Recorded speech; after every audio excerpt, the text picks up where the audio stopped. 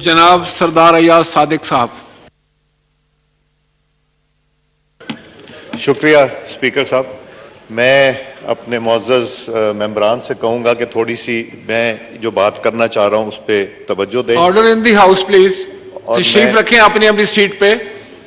और मैं चाहूँगा मेरे अपोजिशन के दोस्त चित्राली साहब भी हैं, अपना महर साहब भी हैं, और बाकी जो दोस्त बैठे हैं वो भी इस बात को ज़रा गौर से सुनें, क्योंकि ये पाकिस्तान की सालमियत की बात है, पाकिस्तान के वक़ार की बात है, और पाकिस्तान को नुकसान से बचाने की बात है, जो कि हम सब के दिल के करीब है। और मैं चाहूँगा कि आप भी इसके ऊपर अपना कमेंट ज़रूर करें। चंद दिन पहले एक टीवी इंटरव्यू हुआ था, मैं वो टीवी इंटरव्यू स्पीकर साहब आपको पढ़ के सुनाना चाहता हूँ।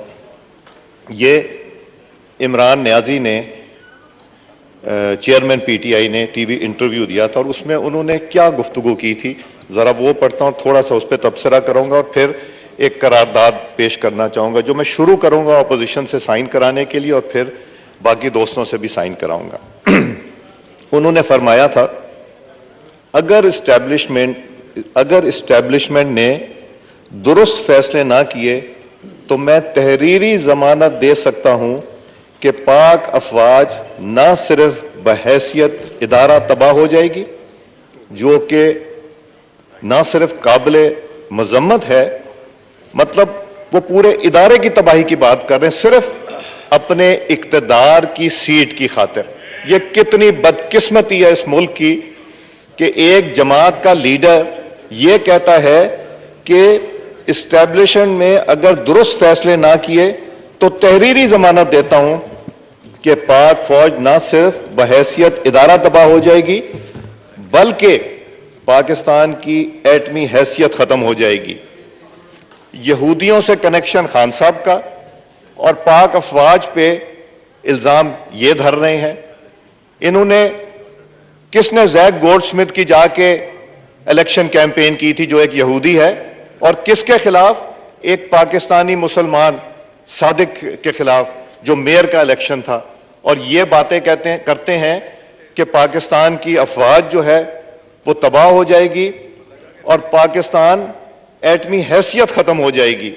इनको सोचने समझने से पहले, ये बात करने से पहले ये सोचना चाहिए था कि इक्तदार की हवस में इतना ज्यादा उनकी आंखें चुंधिया गई हैं, उन्होंने तो एक एक मिनट, एक एक घंटा यहां इक्तदार अपने बचाने की खातिर, जब वोट ऑफ नो कॉन्फिडेंस हो गया, उसको तूल दी कि उनके खिलाफ वोट ऑफ नो कॉन्फिडेंस हो, उसमें दिन मिल जाए, घंटे मिल जाए, प्राइम मिनिस्टर सेक्रेटेरिएट और हाउस में आके बैठते रहे। ये इक्तदार इज्जत से मिलता है, इक्तदार पे कब्जा नहीं किया जाता।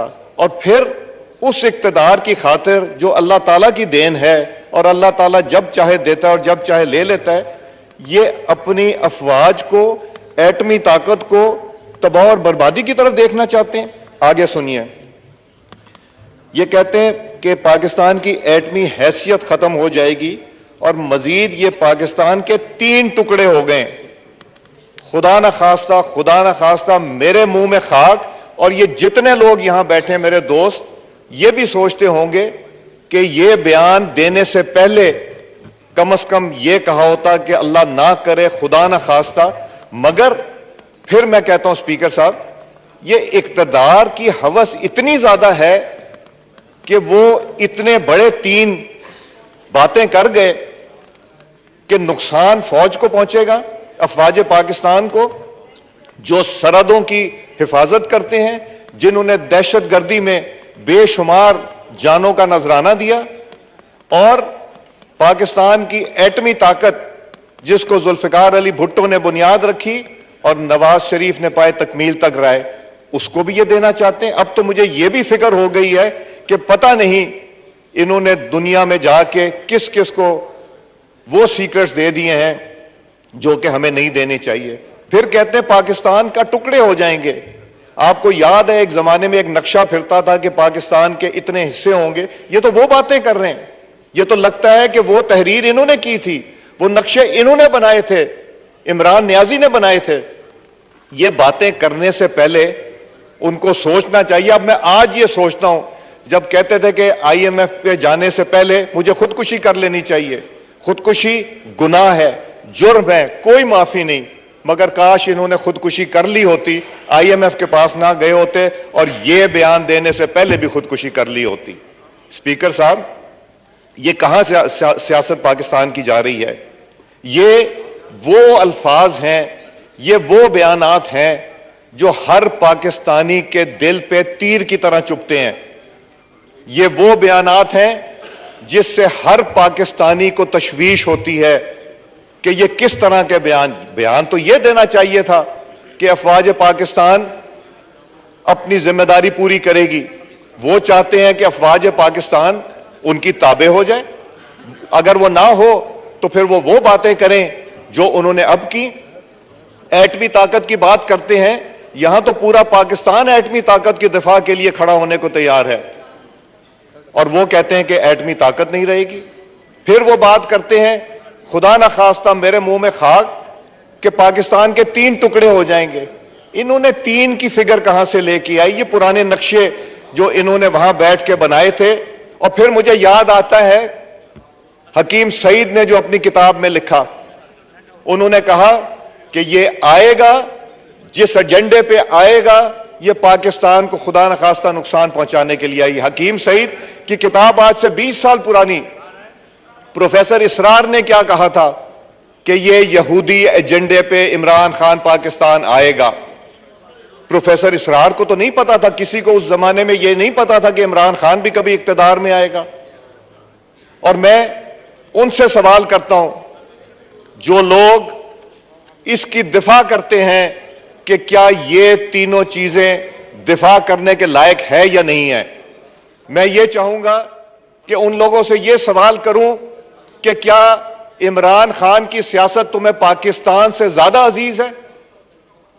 ہمیں پاکستان زیادہ عزیز ہے, اپنی جماعتوں سے زیادہ عزیز ہے. ہمیں اپنے قائدین, ہمیں اپنی جماعتیں بہت عزیز ہیں, مگر اسلام کے مذہب سے اور پاکستان سے زیادہ کوئی چیز مقدم نہیں. اسپیکر صاحب, میں یہ بات کر رہا ہوں, میرے رونگٹے کھڑے ہو جاتے ہیں اور مجھے پسینہ آ رہا ہے, اس لیے کہ یہ کوئی ایسی بات نہ منہ سے نکل جائے جس طرح کی انہوں نے گفتگو کی, کمزور گفتگو کی, جنہوں نے اینٹی پاکستان گفتگو کی, اینٹی آرمڈ فورسز گفتگو کی, اینٹی پاکستان کی ایٹمی طاقت کی گفتگو کی, اور خدا نہ خواستہ میرے منہ میں خاک کے پاکستان کے ٹکڑوں کے بات چلی گئی صرف ایک کرسی کی خاطر کہ میں پرائم منسٹر ہوں تو سب ٹھیک ہے, اگر کسی اور کے پاس اقتدار جائے تو وہ غلط ہے اور صرف ٹھیک ہے. کبھی یہ ایک لیٹر کی بات کرتے ہیں, کبھی یہ کوئی اور چیز چلاتے ہیں, ہر ہفتے ان یو ٹرن لے کے کوئی نئی چیز لانے کی کوشش کرتے ہیں. یہ بات نہیں چلے گی. اور میں چاہوں گا کہ اس اقتدار جس کی خاطر یہ اندھے ہو گئے ہیں, اس کے بارے میں ہم ایک قرارداد لے کے آئیں, اور یہ قرارداد میں جو چاہ رہا ہوں اس میں چاہوں گا کہ میرے سارے کولیگز جو بیٹھے ہوئے یہاں پہ تشریف رکھتے ہیں وہ اس ریزولوشن کو سائن کریں, اور جو نہیں سائن کرتا تو مجھے لگے گا, میں ان پہ الزام نہیں کہتا, سب محب وطن پاکستانی اس ہاؤس میں بیٹھیں, مگر مجھے لگے گا کہ وہ پھر عمران خان کی گفتگو سے ایگری کرتے ہیں, وہ مانتے ہیں. اگر آپ کی اجازت ہو تو میں یہ ریزولوشن پڑھنا چاہوں گا, اور پھر میں چاہوں گا اس کے اوپر سب کو موقع دیا جائے کہ وہ اس کے اوپر گفتگو کریں اور بات کریں. جی جناب, پیش کیا جائے. میں نے بنائی ہے ریزولوشن, آپ سن لیجئے. پہلے سن لیں. اگر پاکستان کی خاطر اس میں ترمیم کرنی ہوگی تو آپ کریں سر آنکھوں پہ. یہ ایوان پاکستان تحریک انصاف کے چیئرمین عمران احمد نیازی کے ٹی وی انٹرویو میں دی گئی اس بات کی شدید الفاظ میں مذمت کرتی ہے کہ اگر اسٹیبلشمنٹ نے درست فیصلہ نہ کیے تو میں تحریری ضمانت دے سکتا ہوں کہ پاک فوج نہ صرف بحیثیت ادارہ تباہ ہو جائے گی بلکہ پاکستان کی ایٹمی حیثیت ختم ہو جائے گی, نعوذ باللہ. اور مزید یہ کہ پاکستان کہ 3 ٹکڑے ہو جائیں گے، خدا نہ خواستہ۔ ایوان اس امر سے بخوبی واقف ہے کہ نہ صرف پاک فوج اپنی ذمہ داریاں آئین اور قانون کے تحت سر انجام دے رہی ہے، بلکہ ملک کی جغرافیائی سرحدوں کی دفاع کی ضامن ہے۔ پاک فوج کی ملکی دفاع کے لیے ناقابل تسخیر خدمات ہیں۔ پاکستان فوج کے افسران اور جوانوں نے دہشت گردی کے خاتمے کے لیے اپنی جانوں کے نذرانے دیے۔ یہ ایوان بہادر فوج کو ملک کی دفاع کے لیے دی جانے والی قربانیوں پر خراج تحسین پیش کرتا ہے۔ یہ ایوان عمران نیازی کی افواج پاکستان کو سیاسی مقاصد کے لیے بدنام کرنے کی کوشش کی بھرپور مذمت کرتا ہے۔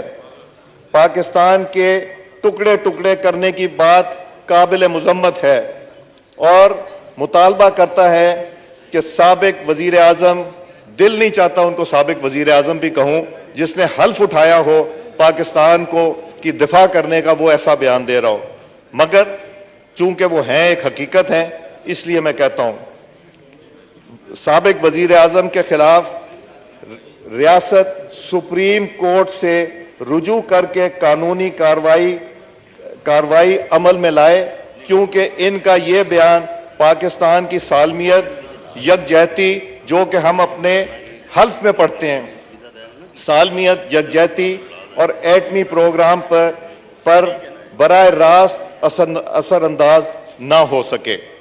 میں آپ سے چاہوں گا اس کو پٹ کریں اور پھر اس پہ ڈسکشن کرائیں، اور اس پہ جو دوست سائن کرنا پڑے ہم آپ کے سامنے رکھتے ہیں، جو نہ سائن کرنا پڑے وہ اس کی ضرور ہمیں دلائل دیں۔ شکریہ اسپیکر صاحب۔